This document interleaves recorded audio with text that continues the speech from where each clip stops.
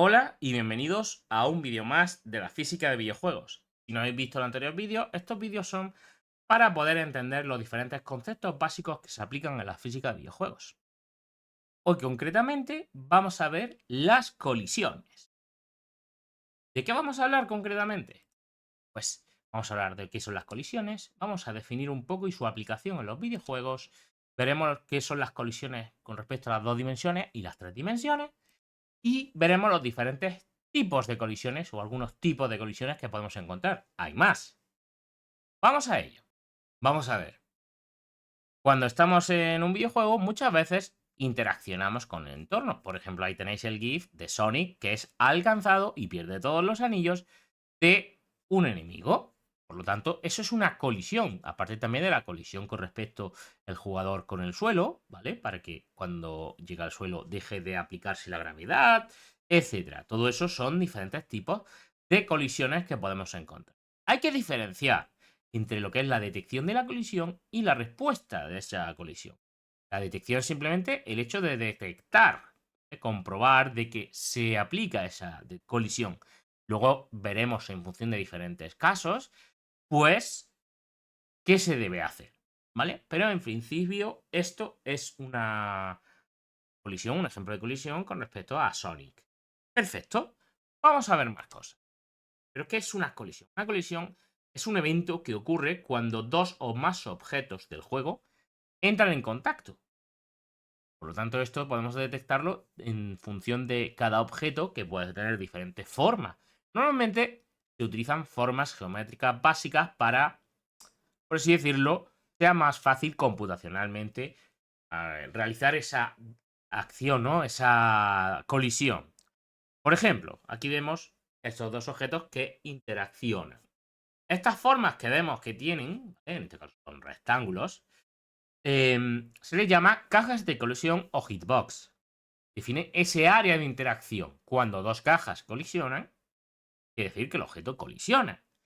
Por ejemplo, aquí vemos que hay un área que está, la he sombreado un poquito, que significa que esa área está colisionando. En este caso puede ser el objeto A, un jugador, y esto puede ser un enemigo o un power-up, lo que sea.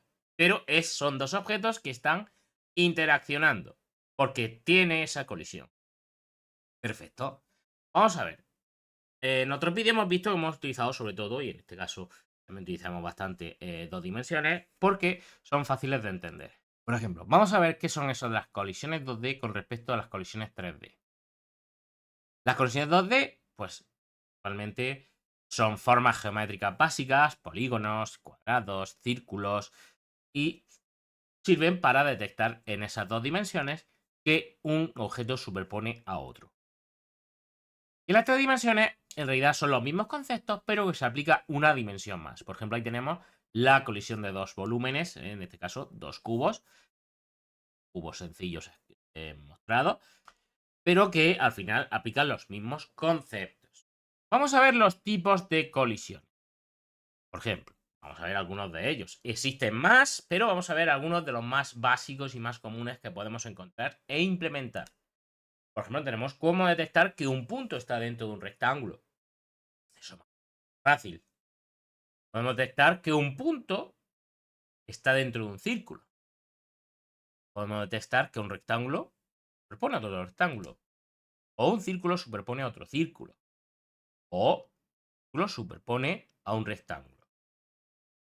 Y por supuesto, para un ejemplo en tres dimensiones, cuando dos cubos o dos prismas que sería, superponen sus volúmenes.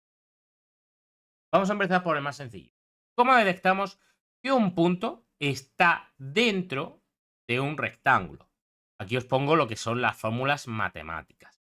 No os preocupéis, más o menos son sencillas, y además luego al final veremos un ejemplo práctico. Esto es más o menos para ver la teoría.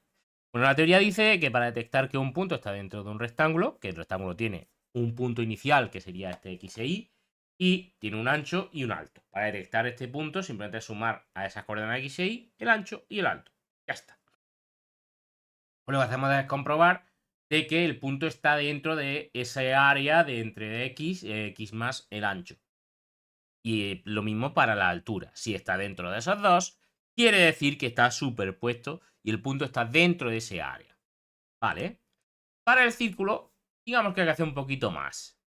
Y queremos detectar que un punto está dentro de un círculo, donde el punto tiene las coordenadas x e y y el círculo tiene las coordenadas x e y del centro y tiene un radio. Bueno, pues simplemente es hacer la suma de las diferencias de las coordenadas x e y al cuadrado y comprobar que son menores que el cuadrado del radio. Diréis, ¿por qué tanta fórmula? ¿Por qué tanto cuadro? En realidad lo que está aplicando es una simplificación del teorema de Pitágoras. Más ni menos. En realidad esto se podría hacer con el teorema de Pitágoras y ya está. Pero se ha hecho el cuadrado para quitar la raíz cuadrada. Ya está. Vamos con el rectángulo con respecto a otros rectángulos. Simplemente comprobar de que las áreas o las coordenadas de cada uno de ellos se superponen. Si está entre los dos, entonces quiere decir que es correcto y que tienen la misma área. O sea, están dentro de la misma área o parte de ello. Aquí tenéis la fórmula, es simplemente ir comprobando de que, por ejemplo, el punto de x de 2 está entre el de x de 1 y el ancho de otro, etcétera. No voy a entrar en mucho detalle, pero simplemente que ahí tenéis la fórmula y detectáis que esta área sombreada, pues es donde se detectaría esa colisión. No tiene más. Vamos a continuar. Bueno, vamos con comprobar que dos círculos. Se trata de aplicar lo que hemos visto antes del punto con el círculo, pero en este caso para dos círculos. Lo que se hace es poner la diferencia entre la de x y la y al cuadrado y comprobar que es menor que la suma de los dos radios al cuadrado también. Esto lo que al final es aplicar también el teorema de Pitágoras. Ya está. Ahora, el círculo contra rectángulo. Es decir, comprobar que un rectángulo o un círculo superpone al otro. Bueno, se tiene que. Aquí aplicamos lo que es el punto más cercano, ¿vale? El centro del rectángulo o punto final del rectángulo, pues comprobar que eso es el punto más cercano y se hace, ¿vale? Al centro, ¿vale? El punto más cercano al centro.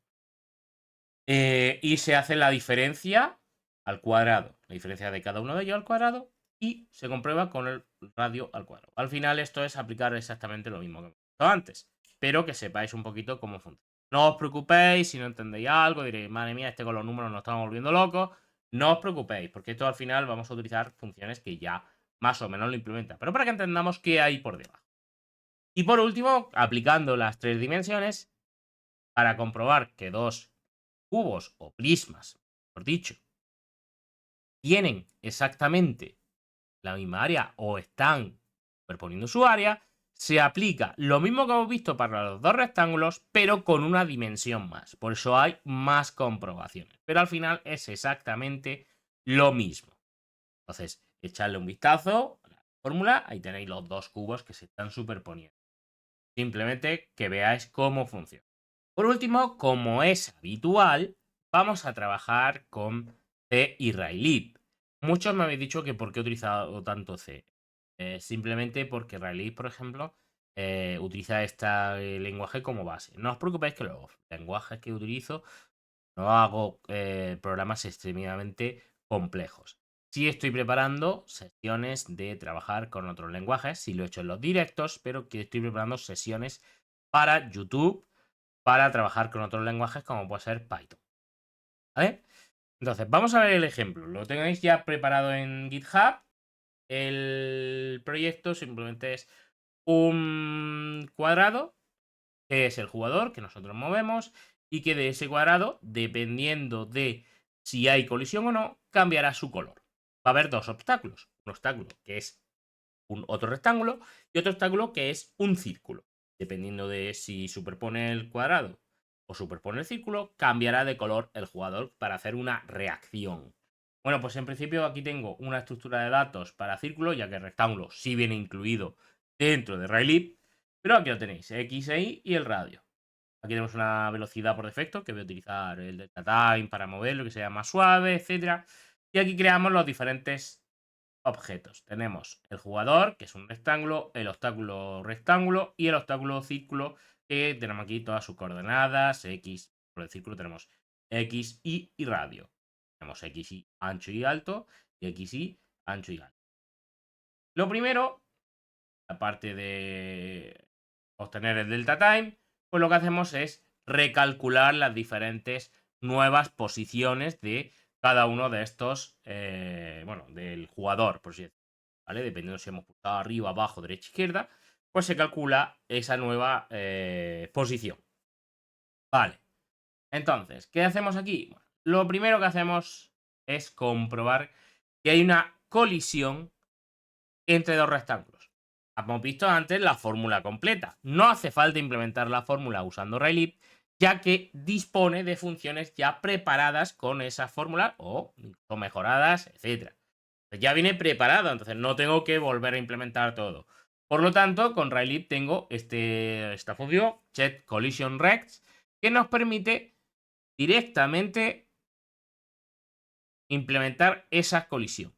Entonces, ¿qué hacemos? Si ocurre esa colisión, ponemos que el color va a ser rojo. Caso contrario, lo ponemos en azul, bueno, no pasa nada. Y comprobamos la colisión entre un rectángulo y el círculo.